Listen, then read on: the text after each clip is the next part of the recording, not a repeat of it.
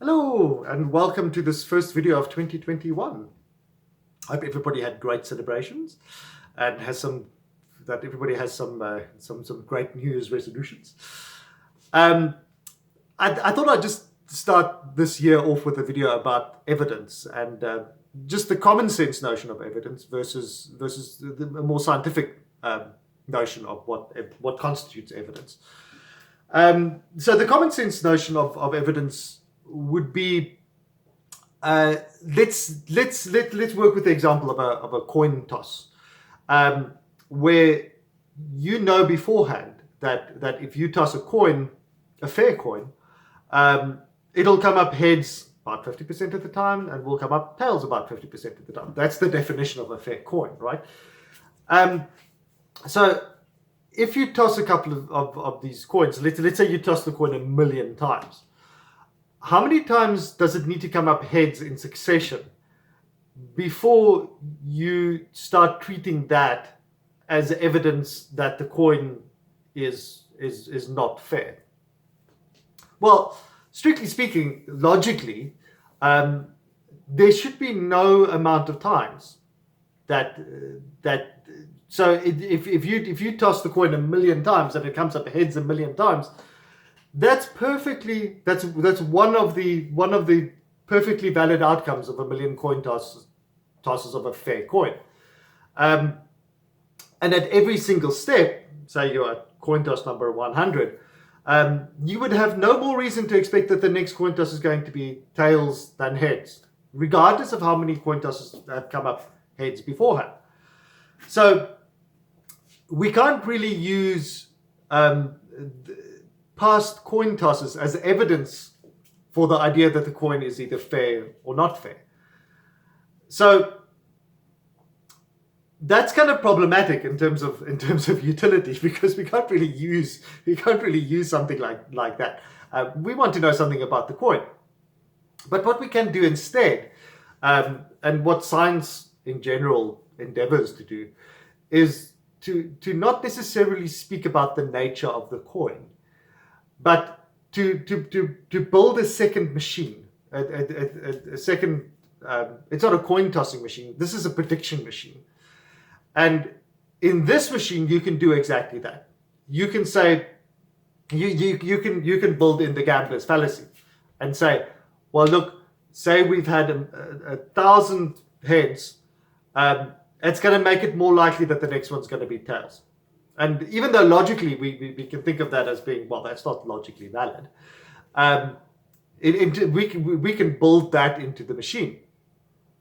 And in fact, we can go to the extreme, and we can build the machine to say, I'm going to predict that every subsequent coin toss is going to be heads. So 100% heads. And we can attach a value, a meaning to that machine.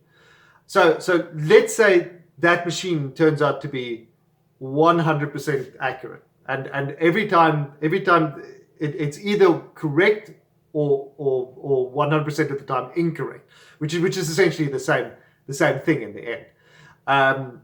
Because if it's 100% incorrect, you can just flip the results to give you the correct answer every single time. Every time that prediction machine comes up with a correct prediction, so we predict it's going to be heads, and look, it's heads. We develop more and more certainty in the validity, or not, I shouldn't say the validity, but the soundness of the predictions that machine is making. And so we don't actually need to believe anything about the coin, whether the coin is actually fair or not. We can develop a certainty about the usefulness of the coin toss predicting machine, and that's essentially what science does. It's building evidence of the usefulness of the prediction machine, and that's quite an important distinction, because it allows us to discover new things about the world. Let's say that instead of coin tosses, we were living out on the plains of Africa 50,000 years ago. And we saw the sun rising every day. If we didn't have a prediction machine and the sun didn't rise one day, let's say there's a solar eclipse on that particular day in the morning when we expected the sun to rise. Well, this would be a great and shocking thing, and it would be a terrible thing. If we didn't have a prediction machine, that failure of the sun to rise would be just a mute process. It would essentially, it wouldn't tell us anything. Eventually, after a couple of hours, well, solar eclipse doesn't last that long, but after a couple of minutes, the sun comes out again, and hey presto, everything's back to normal again, and we gradually forget about this strange event. But instead, if we had a prediction machine that said the sun's going to rise every morning, and it was sort of built in, we didn't even think about it. And then this one morning, this prediction machine fails. The important thing is that one single failure of the prediction machine leads us to want to build a new prediction machine. Because now we have a reason to think that our understanding, our conception of reality was faulty. That this machine that we had built in, that the sun is going to rise every day, isn't a good predictor. And so whatever we then use to replace that with, whether it's some sort of whether we say that God made the sun not come up at that time for whatever reason, it's the start of a process of building a better prediction machine. And that really is the scientific process. Is not a machine that gets us any closer to understanding reality, because that's not the aim.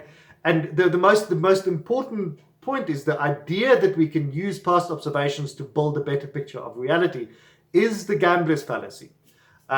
You can dress it up in all kinds of nice clothes and things like that, but in the end, it turns out to be the gambler's fallacy. So instead, and Newton suggested something like this when he said of his theory of gravity, when he said hypothesis non fingo. I feign no hypothesis, which is basically just a nice way of getting out of the thing of saying what he thinks gravity actually is. But it's an important distinction that distinguishes, I think I'd say, scientific thought from a certain species of pseudoscientific thought. And the specific species of pseudoscientific thought is that our observations tell us about reality rather than about our prediction machines about reality. This separation between our theories of reality and the reality itself is a very, very important distinction to maintain if one's going to keep I want to say almost a rational view of science and its role in society. So that's all what I wanted to cover today. The whole idea of a reliable predictor, and why that single failure in a reliable predictor is something that we can use to build knowledge on, whereas a single failure in an observation of reality doesn't tell us anything. So yes, great. Enjoy your New Year's.